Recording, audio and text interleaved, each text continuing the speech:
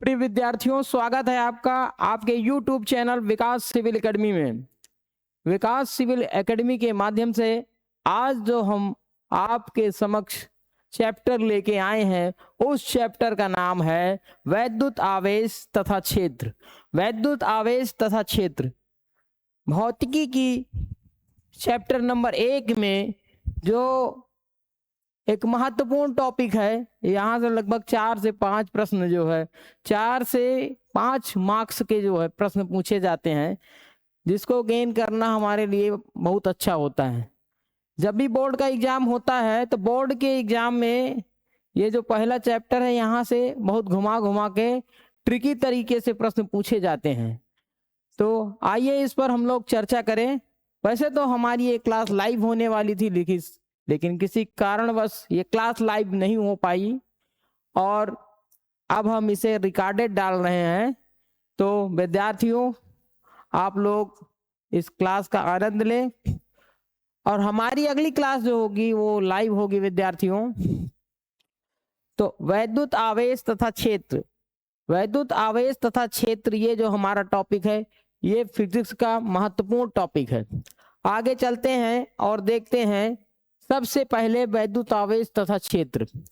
वैद्युत क्षेत्र के विषय में अगर हम चर्चा करें, वैद्युत क्षेत्र क्या होता है, तो किसी भी आवेश के आसपास का वह क्षेत्र होता है, किसी भी आवेश का आसपास का वह क्षेत्र होता है जिस क्षेत्र में कोई अन्य आवेश यदि आ जाए या उस क्षेत्र में कोई अन्य आवेश अगर आ जाता है तो वह या तो आकर्षण बल का अनुभव करता है या फिर प्रतिकर्षण बल का अनुभव करता है।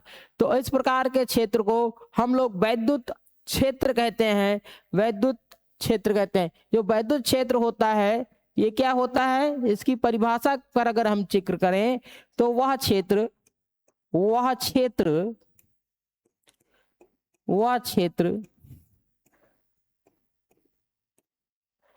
जिस पर किसी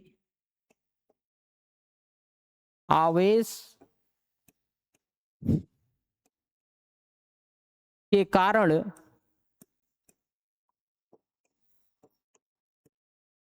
कोई अन्य आवेश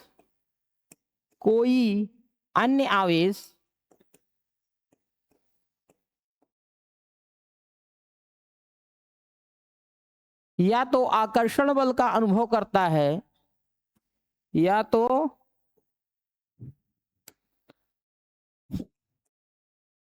आकर्षण बल का अनुभव करता है, आकर्षण बल का अनुभव करता है,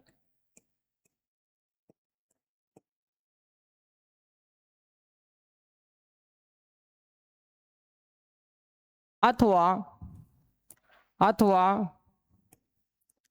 प्रतिकर्षण बल का अनुभव करता है।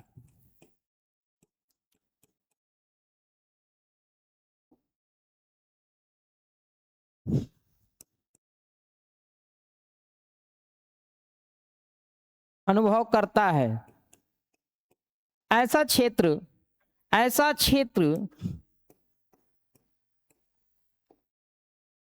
वैद्युत क्षेत्र कहलाता है।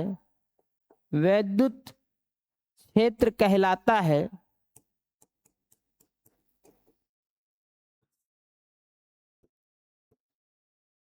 वैद्युत क्षेत्र कहलाता है।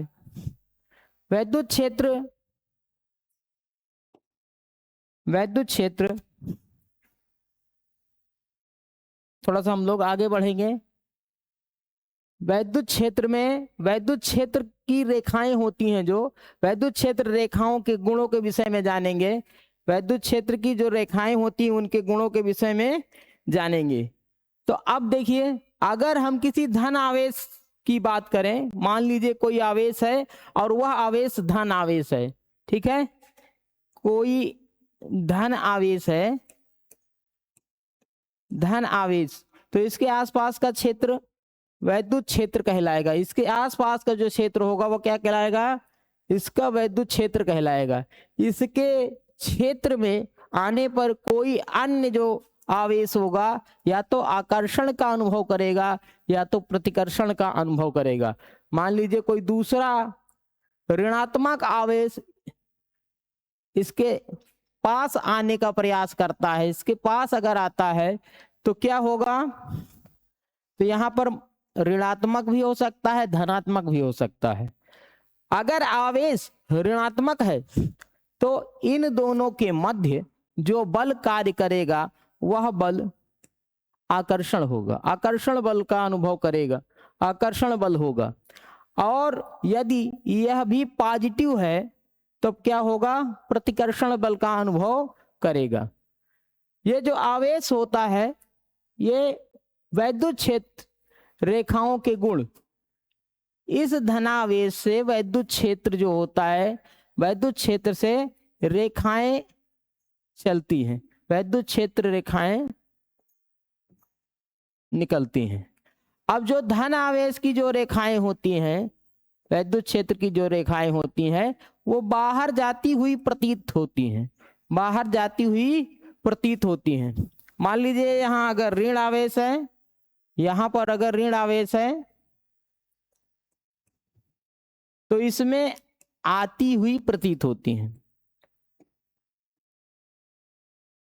ऋण आवेश में जो है वैद्युत बल रेखाएं आती हुई प्रतीत होती हैं तथा धन आवेश से निकलती हुई प्रतीत होती हैं। अतः वैद्युत क्षेत्र रेखाओं, वैद्युत बल रेखाओं के गुण की अगर हम बात करें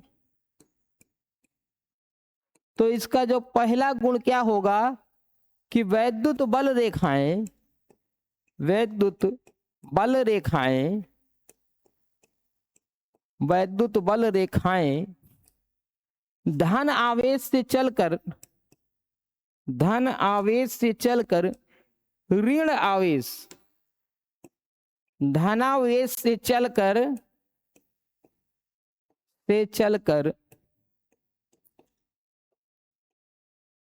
ऋण आवेश पर जाकर रुकती है, ऋण आवेश पर जाकर रुकती हैं, ऋण आवेश पर जाकर रुकती हैं। ये पहली जो है, पहला इसका गुण हो गया। आगे हम देखते हैं, थोड़ा सा इसको ऊपर ले जाएं, यहां पर ठीक रहेगा मेरे हिसाब से।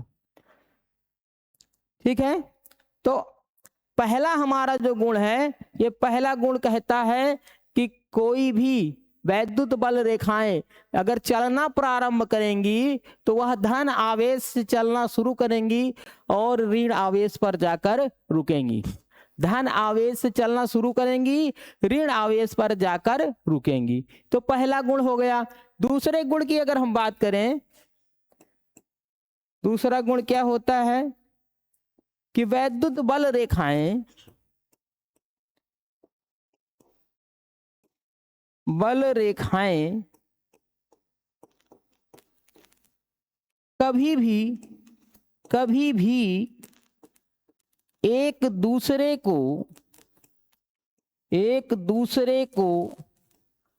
काटती नहीं है, काटती नहीं है।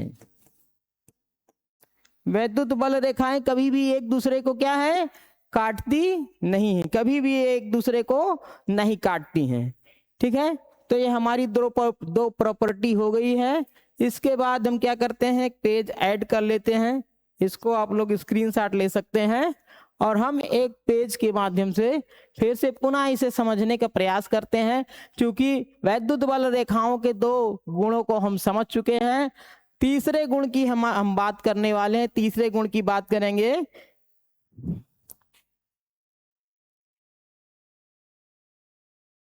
वैद्युत बल रेखाएं, वैद्युत बल रेखाएं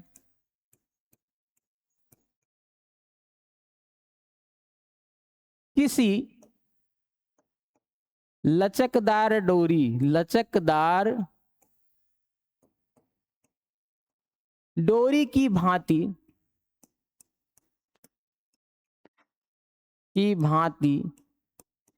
कार्य करती है,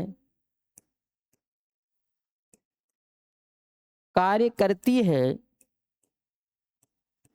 लचकदार डोरी की भांति कार्य करती है, जिसके फलस्वरूप फलस्वरूप ये बोर्ड एग्जाम में लिखने के लिए बच्चों का कई बार आया है, इसलिए मैं इसको जो है अच्छे से लिखवाए दे रहा हूं। तो बोर्ड एग्जाम में ये लिखने के लिए कई बार पूछा गया है, वैद्युत बल रेखाओं के गुण को लिखिए। तो जिसमें 4 ही 5 गुण लिखने होते हैं, लेकिन जो लिखना होता है एकदम हमें सॉलिड लिख देना होता है, ताकि हमें पूरे के पूरे नंबर मिल सके। ठीक है, तो जो वैद्युत बल रेखाएं होती हैं वो क्या करती हैं, किसी लचकदार डोरी की भांति जो है कार्य करती हैं, जिसके फलस्वरूप, ठीक है, जिसके परिणाम स्वरूप क्या होता है,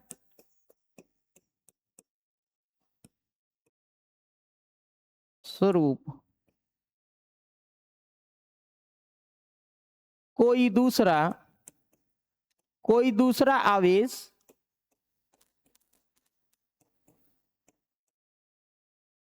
आकर्षण का अनुभव करता है, आकर्षण का अनुभव करता है, आकर्षण का अनुभव करता है।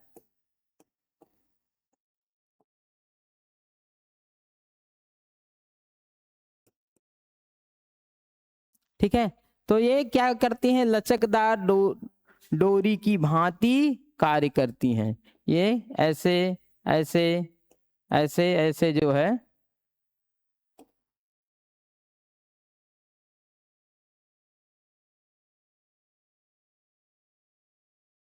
ये जो है अंदर की ओर, ये भी अंदर की ओर, ये भी अंदर की ओर, और इधर से भी जो है अंदर की ओर, इधर से अंदर की ओर, ये बाहर की ओर वैद्युत बल रेखाएं जाती हैं, ये भी बाहर की ओर। इधर अगर देखा जाए तो ये भी बाहर की ओर, ये भी बाहर की ओर।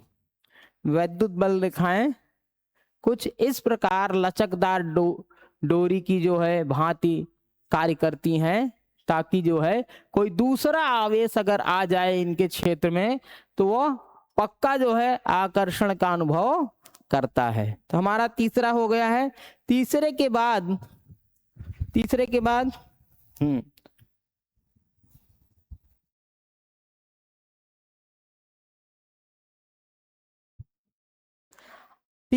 अगर हम चौथे की बात करें तो ये रेखाएं ये रेखाएं ये रेखाएं अपनी लंबाई के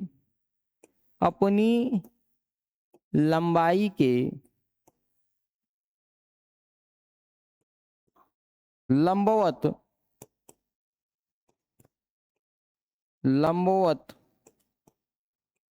अपनी लंबाई के लंबवत दिशा में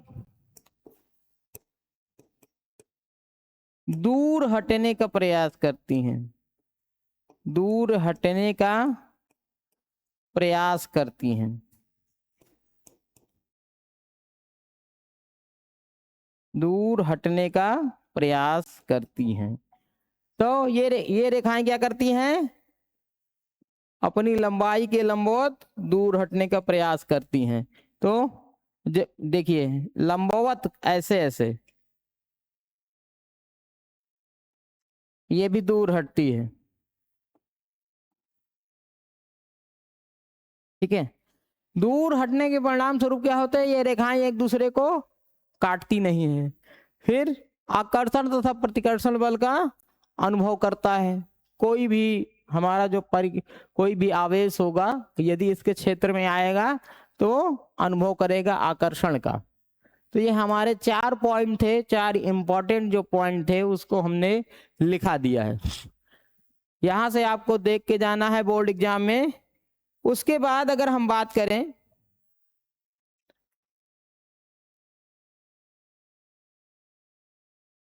वैद्युत क्षेत्र की तीव्रता, वैद्युत क्षेत्र की तीव्रता क्या होती है, वैद्युत क्षेत्र की तीव्रता को हम जो है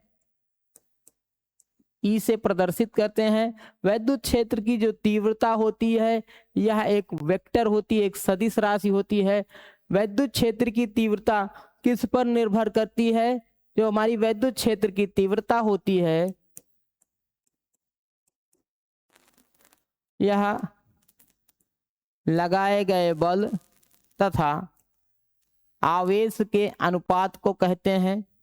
जहां पर बल क्या होता है, जहां पर बल भी एक वेक्टर होता है, एक सदिश राशि होती है, और वैद्युत क्षेत्र की तीव्रता जो होती है यह भी एक सदिश राशि होती है।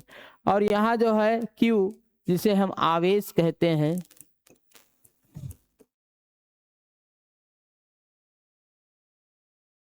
Q हमारा क्या है, आवेश है।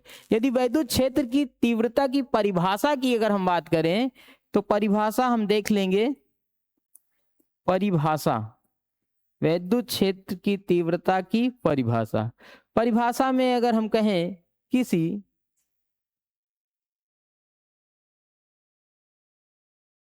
एकांक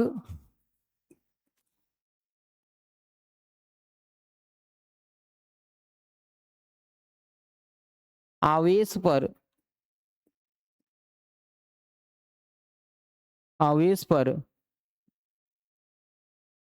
लगने वाले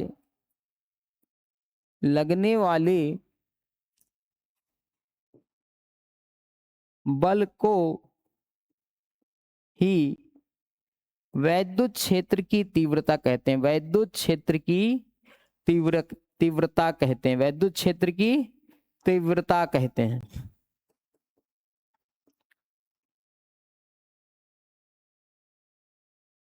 ठीक है, यदि हम आवेश को आवेश बराबर 1 कर दें, एकांक इसे कर दें, तो यहाँ पर हम देखेंगे जो हमारी इंटेंसिटी है E is equal to F के बराबर हो जाएगी।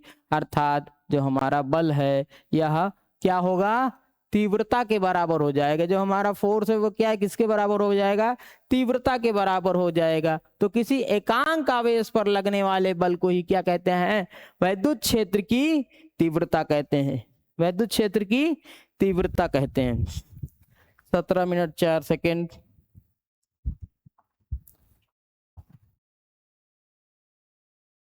वैद्युत क्षेत्र की तीव्रता के बाद हमारा जो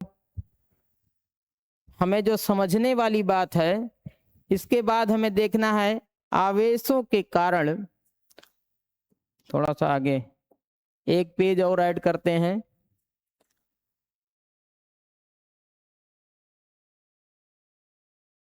तो पेज तो ऐड कर लिया गया, लेकिन भौतिकी में आप अच्छा डेरिवेशन कर लेते हैं, उसके अलावा आप खूब बढ़िया से जो है प्रयास करते हैं, खूब पढ़ते हैं, खूब जो है डेरिवेशन कर रहे हैं, न्यूमेरिकल कर रहे हैं, सब कुछ कर रहे हैं। अच्छी राइटिंग तथा अच्छे चित्र के अभाव में आपकी जो पढ़ाई होती है वो कहीं ना कहीं बाधित होती है। यानी जो जो नंबर आपको पाने चाहिए वो मार्क्स आप गेन नहीं कर पाते हैं। तो अच्छी राइटिंग के लिए आपको प्रयास करना चाहिए। यदि आप 10th के हैं, 12th के हैं, आपको बोर्ड एग्जाम देना है, तो बोर्ड एग्जाम के लिए आपको प्रिपेयर होने के लिए राइटिंग और प्लस जो भी फिगर होते हैं उनको अच्छे से आपको डिजाइन करना है, अच्छे से बनाना है, तब कहीं जाके अच्छे अंक प्राप्त हो सकते हैं। ठीक है, अब अगर हम वैद्युत क्षेत्र की तीव्रता E की बात करें, हमने क्या प्राप्त किया, E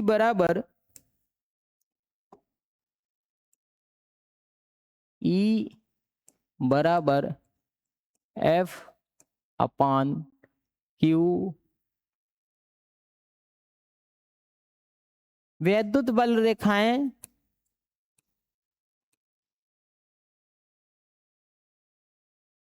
ठीक है, तो कोई हमारा परीक्षण आवेश, कोई हमारा आवेश है Q। ठीक, अब यहां पर वैद्युत क्षेत्र की तीव्रता हो गई। वैद्युत क्षेत्र की तीव्रता का मात्रक, वैद्युत क्षेत्र की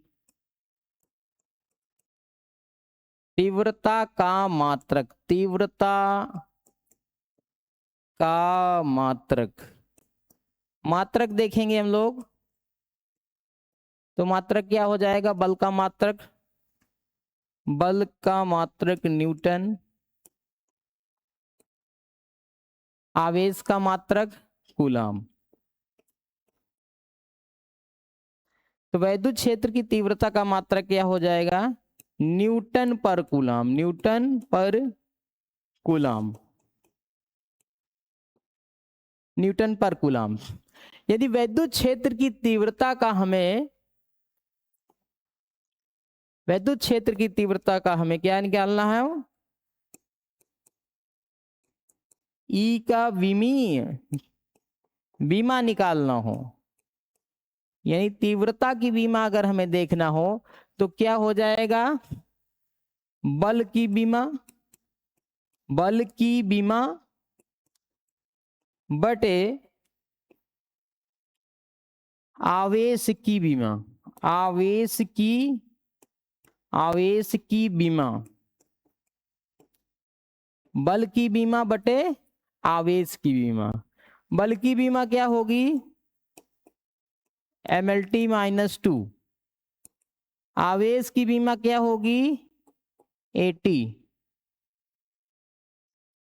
अभी ऊपर कर सकते हैं, देखें प्रयास करते हैं शायद ऊपर जाए, हाँ जा सकता है। और इसको जो है, हाँ तो थोड़ा सा ध्यान लगाएं। और यहाँ पर जो हमारा इंटेंसिटी है, इंटेंसिटी का जो है विमीय विश्लेषण हमें देखना है, इसकी डायमेंशन हमें देखना है। तो ऊपर देखिए MLT -2 है और नीचे क्या है, AT। तो जो हमारा AT है इसे जब हम ऊपर ले जाएंगे तो क्या हो जाएगा, MLT -2 है, ये ऊपर जाएगा तो क्या हो जाएगा, -3। और A है, ये ऊपर जाएगा तो क्या हो जाएगा, A इनवर्स। ठीक है, तो MLT की पावर -3, A की पावर -1, ये क्या हो जाएगी, ये बीमा हो जाएगी किसकी, वैद्युत क्षेत्र की तीव्रता की, वैद्युत क्षेत्र की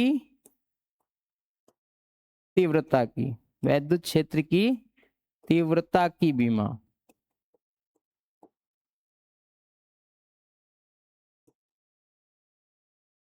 वैद्युत क्षेत्र की तीव्रता की बीमा हो गई। यहां तक आशा करता हूं कि आप लोगों को समझ में आया होगा। इसके बाद भी हम लोग अपने लेक्चर को बढ़ाते हैं, लेकिन उससे पहले हम लोग देख लेते हैं कि हमारा टाइम काउंट कितना हुआ, क्योंकि टाइम काउंट जरूरी होता है। रिकॉर्डेड वीडियो है, हम इसको बहुत ज्यादा लंबा नहीं करना चाहते हैं।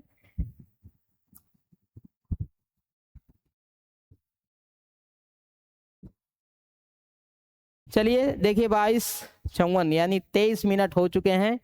छोटा सा इसको और बढ़ाते हैं। आवेशों के कारण वैद्युत क्षेत्र की तीव्रता, किसी बिंदु आवेश के कारण वैद्युत क्षेत्र की तीव्रता, किसी बिंदु आवेश के कारण वैद्युत क्षेत्र की तीव्रता देखेंगे तो हेडिंग डालना है, किसी किसी बिंदु आवेश के कारण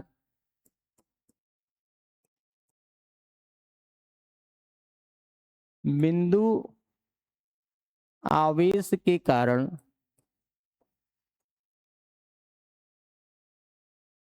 वैद्युत क्षेत्र की तीव्रता, वैद्युत क्षेत्र की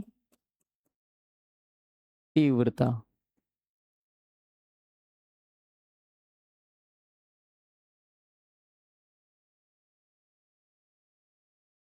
तो हम कोई बिंदु आवेश ले लेते हैं, माना हमारा यहाँ पर कोई बिंदु आवेश है जिसे हम Q कहेंगे, और R दूरी पर कोई परीक्षण आवेश Q0 रखा हुआ है। यह हमारा परीक्षण आवेश है जो कि आवेश से जो है इसके वैद्युत क्षेत्र के अंतर्गत R दूरी पर रखा हुआ है। तो हमें जो ज्ञात करना है किसी बिंदु आवेश के कारण वैद्युत क्षेत्र की तीव्रता, यानी इस Q के कारण जो है ये यहाँ पर Q0 है, वैद्युत क्षेत्र की तीव्रता, बिंदु आवेश के कारण वैद्युत क्षेत्र की तीव्रता। तो इसके लिए हमने जो है हमारा जो है ये पहला आवेश है और इसका जो है कोई वैद्युत क्षेत्र होगा। वैद्युत क्षेत्र में कोई एक दूसरा परीक्षण आवेश आता है जिसको हमने Q0 कहा, या जिसे क्यू नॉट कहते हैं, और ये आर दूरी पर इसको जो है हम इसको रख देते हैं। अब होता क्या है कि ये हमारा क्यू है, ये क्यू नॉट है, तो इसे हम क्या मान लेंगे,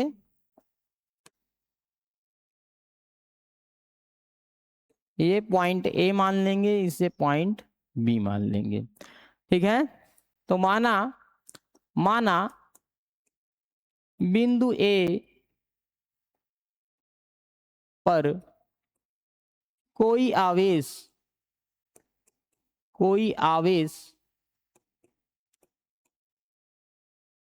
क्यू स्थित है,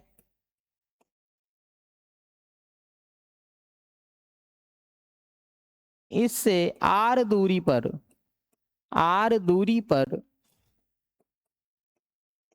कोई परीक्षण आवेश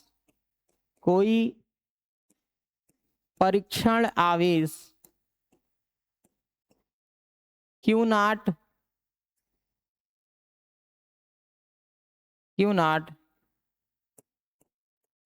वैद्युत क्षेत्र में किसी बल F का अनुभव करता है, बल F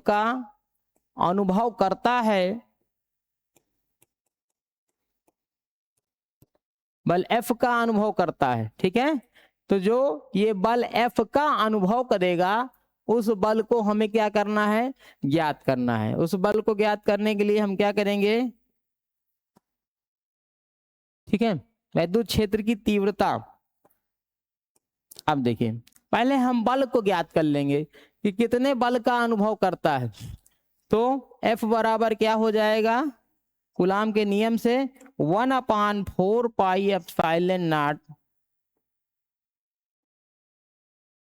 के इंटू क्या हो जाएगा, दोनों आवेश, ये हमारा Q है और Q naught upon R square हो जाएगा। ऊपर ले जाएंगे, F बराबर हमें इतना प्राप्त हो जाएगा। हम जानते हैं, हमें ये पता है, ठीक है, यहां पर हम लिखेंगे हमें मालूम है, यानी हमें पहले से ही मालूम है E is equal to F upon Q, E is equal to F upon Q not.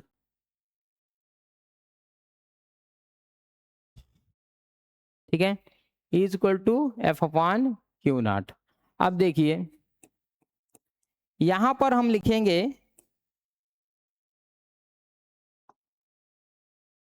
माना आवेशों के मध्य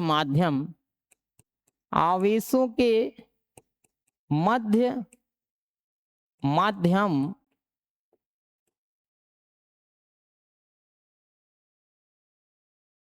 निर्वात है, अतः K बराबर 1 लेने पर K का मान हम क्या करेंगे, 1 ले लेंगे। थोड़ा सा इसको और ले जाते हैं,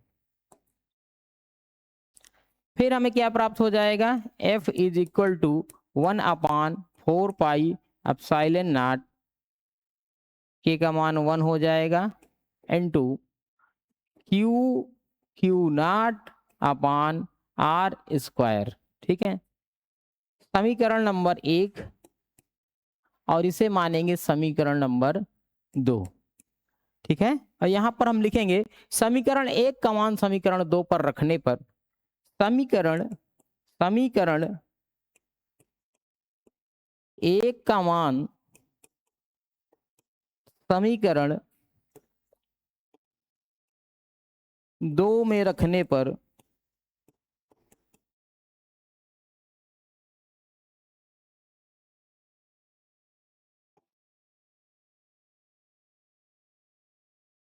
जब 2 में हम रखेंगे तो हमें क्या मिल जाएगा,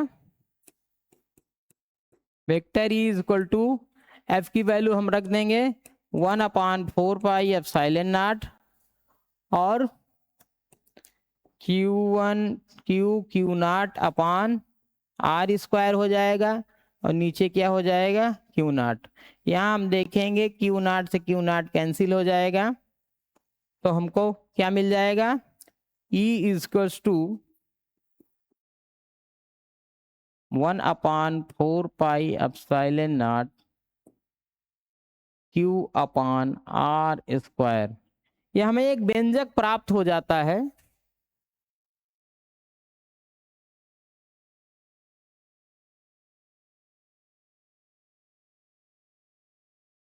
ठीक है, तो यहां पर हमें क्या होता है एक व्यंजक हमें प्राप्त हो जाता है।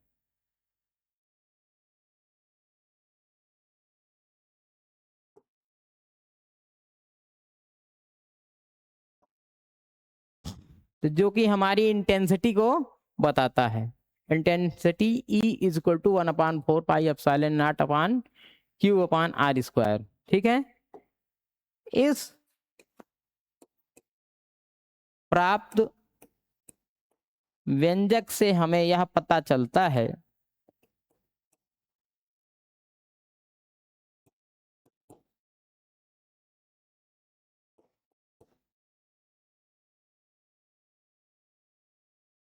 कि वैद्युत क्षेत्र की तीव्रता का मान, वैद्युत क्षेत्र की तीव्रता का मान, तीव्रता का मान परीक्षण आवेश पर निर्भर नहीं करता, परीक्षण आवेश पर निर्भर नहीं करता।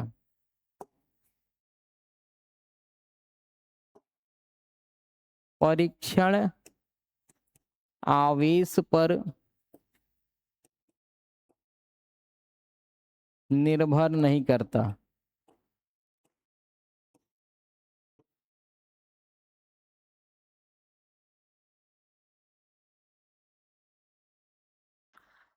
तो प्यारे बच्चों देखिए हमें हमारा व्यंजक मिल गया। जिस वैद्युत क्षेत्र की तीव्रता के लिए हम लोग परेशान थे, वैद्युत क्षेत्र की तीव्रता के लिए इतना हम लोग प्रयास कर रहे थे, तो हमें हमारी वैद्युत क्षेत्र की तीव्रता का व्यंजक मिल चुका है। और जब भी हमें वैद्युत क्षेत्र की तीव्रता के लिए हमसे सवाल पूछे, क्वेश्चन पूछे, तो हम क्या कर सकते हैं, यहां से हम, ये हमारा व्यंजक है, इस व्यंजक में हम अपने जो है जितने भी हमारे गिवन होंगे उनको यहां पर रखेंगे और इंटेंसिटी का मान निकाल लेंगे। ठीक है, अब देखिए यहां तक हमने प्रयास किया। एक बार फिर से देखते हैं कि आज हमने क्या क्या पढ़ा, रिवीजन देख लेते हैं। सबसे पहले हमने वैद्युत क्षेत्र देखा। ठीक है, वैद्युत क्षेत्र वह क्षेत्र होता है जिस पर किसी आवेश के कारण कोई अन्य आवेश या तो आकर्षण बल का अनुभव करता है या प्रतिकर्षण बल का अनुभव करता है। ठीक है, ऐसा क्षेत्र क्या कहलाता है, वैद्युत क्षेत्र कहलाता है। ऐसा क्षेत्र वैद्युत क्षेत्र कहलाता है जहां पर कोई आकर्षण बल का अनुभव करे या तो प्रतिकर्षण बल का अनुभव करे। तो वैद्युत क्षेत्र बहुत ही आसान है। वैद्युत क्षेत्र हमारा क्या है, बहुत ही आसान है। एक छोटी सी डिफिनीशन हम इसे थोड़ा सा समझ करके क्या करें, इसको लिख सकते हैं। ठीक है, अब वैद्युत क्षेत्र का आकर्षण और प्रतिकर्षण हमारे किसके ऊपर निर्भर करता है, आवेशों के ऊपर, आवेशों की प्रकृति के ऊपर निर्भर करता है। ये आवेश धन आवेश है, ये भी आवेश धन आवेश होगा, तो ये आवेश एक दूसरे को क्या करेंगे, रिपेल करेंगे, रिपेल करेंगे, एक दूसरे को क्या कर देंगे, दूर हटा देंगे, एक दूसरे को दूर हटा देंगे। ठीक है, तो अगर यही एक धन आवेश होगा, एक ऋण आवेश होगा, तो क्या होगा, आकर्षण, आकर्षण बल का अनुभव करेंगे। और यही एक धन और धन होगा तो क्या करेंगे, प्रतिकर्षण, प्रतिकर्षण का अनुभव कर, प्रतिकर्षण बल का अनुभव करेंगे। ठीक है, तो हम नेक्स्ट देखते हैं। फिर उसके बाद वैद्युत क्षेत्र रेखाओं के गुण। सबसे पहला गुण जो हमने देखा, तो हमारा वैद्युत क्षेत्र, वैद्युत बल रेखाएं धनावेश से चलती हैं और ऋणावेश पर जाकर रुकती हैं। जितनी भी वैद्युत बल रेखाएं हैं वो क्या करती हैं, धनावेश से चलती हैं और ऋणावेश पर जाकर रुकती हैं। ठीक है, ये पहला गुण हो गया। दूसरा गुण हमने यह कहा था कि वैद्युत बल रेखाएं कभी भी एक दूसरे को काटती नहीं है। वैद्युत बल रेखाएं कभी भी एक दूसरे को काटती नहीं है। तीसरा हमने क्या बताया था, वैद्युत बल रेखाएं किसी लचकदार डोरी की भांति कार्य करती हैं। यानी जब क्या होता है, जब उनको जरूरत होती है तो लचक जाती हैं ऐसे। ठीक है, लचकदार डोरी की भांति कार्य करती हैं। ठीक है, तो जब लचकदार डोरी की भांति कार्य करती हैं, जिसके परिणाम स्वरूप कोई आवेश क्या करता है, आकर्षण का अनुभव तुरंत कर लेता है, लचक जाती हैं। यानी आकर्षण के, जब उन्हें आकर्षण का अनुभव होता है तो लचक के उसकी तरफ जाने का प्रयास करती हैं, तभी आकर्षण का अनुभव दूसरा आवेश करता है। फिर उसके बाद ये रेखाएं अपनी लंबाई के लंबवत दिशा में दूर हटने का प्रयास करती हैं। लंबाई के लंबवत दिशा में दूर हटने का प्रयास भी करती हैं। आगे बढ़ते हैं, वैद्युत क्षेत्र की तीव्रता यानी इंटेंसिटी। ठीक है, इलेक्ट्रिक फील्ड इंटेंसिटी ई की बात हम करते हैं। ई हमारा एक वेक्टर क्वांटिटी है और इस वेक्टर क्वांटिटी को हम क्या कहते हैं, वैद्युत क्षेत्र की तीव्रता। वैद्युत क्षेत्र की तीव्रता की परिभाषा क्या कहती है, किसी एकांक आवेश पर, एकांक आवेश यानी कोई आवेश है जिसका मान 1 है, कोई आवेश जिसका मान 1 हो तो उस पर लगने वाले बल को ही वैद्युत क्षेत्र की तीव्रता कहते हैं। क्योंकि यहाँ पर Q बराबर 1 हो जाता है और ये E बराबर F हो जाता है, अतः यहाँ से परिभाषा का निगमन होता है। तो वैद्युत क्षेत्र की तीव्रता हमारी यहाँ से डिफाइन हो जाती है। तो क्या होता है, एकांक आवेश पर किसी जो बल होता है वही तीव्रता कहलाती है। लगने वाले बल को ही वैद्युत क्षेत्र की तीव्रता कहते हैं। अगला नीचे करेंगे थोड़ा सा,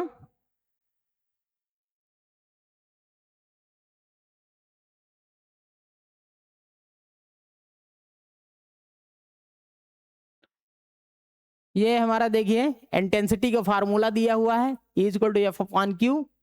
और वैद्युत क्षेत्र की तीव्रता, वैद्युत क्षेत्र की तीव्रता अगर हम कहें, ये देखिए हमारा कोई वैद्युत क्षेत्र है और वैद्युत क्षेत्र की देखिए दिशा इधर है और कोई यहाँ पर Q आवेश है, तो क्या करेगा, ये इसका क्षेत्र हो जाएगा। वैद्युत क्षेत्र की तीव्रता को अगर हम निकालने के लिए वैद्युत क्षेत्र को, सबसे पहले वैद्युत क्षेत्र का मात्रक जो होगा वह बल का मात्रक और आवेश के मात्रक का अनुपात होगा, यानी न्यूटन प्रति कूलाम होगा। इसकी बीमा को भी हमने देख लिया, mLT-2/80। तो क्या हो गया, mLT-3 A⁻⁻1। आगे देखते हैं, फिर उसके बाद हमने क्या काम किया,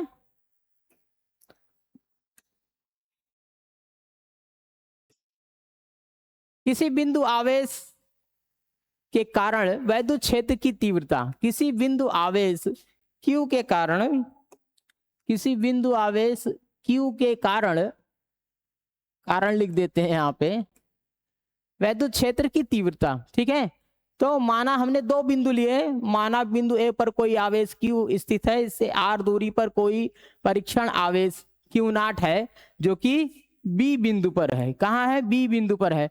वैद्युत क्षेत्र में किसी बल F का अनुभव करता है, तो वैद्युत क्षेत्र में किसी बल का F का अनुभव करता है, उस बल को हम लोग निकाल लेते हैं, F=1/4πε0K Q/Q0/R²। तो ये हमारा जो है समीकरण नंबर 1 मान लेते हैं। माना आवेशों के मध्य माध्यम जो हमारा क्या है, निर्वात है, तो निर्वात ले लेंगे, K का मान 1 हो जाएगा। उसके बाद हम क्या काम करेंगे, उसके बाद हम F का मान समीकरण 1 के रूप में ले लेंगे। समीकरण 1 का मान समीकरण नंबर 2 पर रख देंगे, इसमें रख देंगे, तो हमें जो है इंटेंसिटी का जो हमारा व्यंजक है ये प्राप्त हो जाएगा। और इसी व्यंजक के लिए हम लोग जो है इतनी मेहनत कर रहे थे। तो आशा करता हूं बच्चों आज की क्लास आप लोगों को बहुत अच्छी लगी होगी। हम लोग अगली क्लास में आपसे बहुत ही जल्द मिलेंगे, तब तक के लिए धन्यवाद।